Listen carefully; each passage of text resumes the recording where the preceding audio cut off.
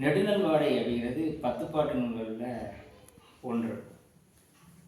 அதில் நம்ம மதுரை கணக்காயனார் மகன் நக்கீரர் இந்த பாடலுடைய ஆசிரியர்.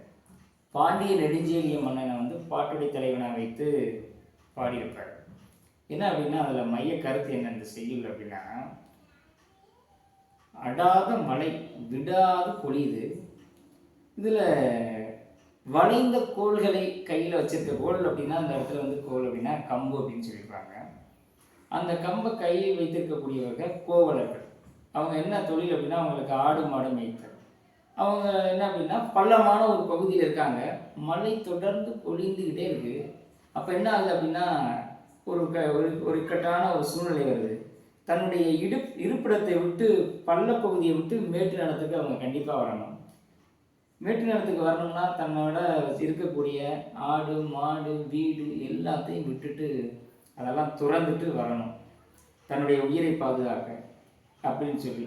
இதனால் அவங்க அந்த மேட்டு நிலத்துக்கு வரும் முன்னாடி குளிர் அவங்களை அப்படியே கூட்டு வாட்டுது.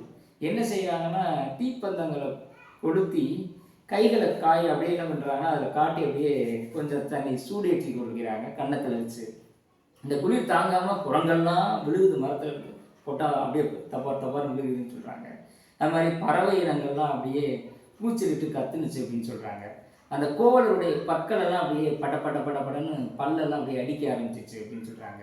விலங்குகள் அப்படிங்கிறது ஆடு மாடெல்லாம் தன்னுடைய கன்றுகளுக்கு பால் கொடுப்பதையே தவிர்த்துச்சு அப்படின்னு சொல்லுவாங்க.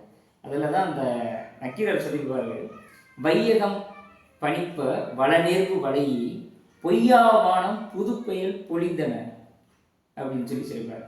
அப்புறம் ஆழ்களி முனையி கொடுங்கோல் கோவலர் ஏறு நிலை இனநிறை பரப்பி அப்படின்னு சொல்லியிருப்பார். அப்போ விடாத மழை, என்ன செய்வதுனே தெரியல.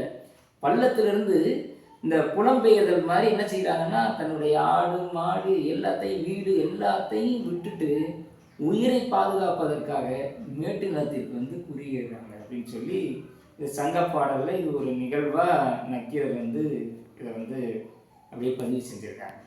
பிடிச்சிருந்தா லைக் பண்ணுங்கள். நன்றி, வணக்கம்.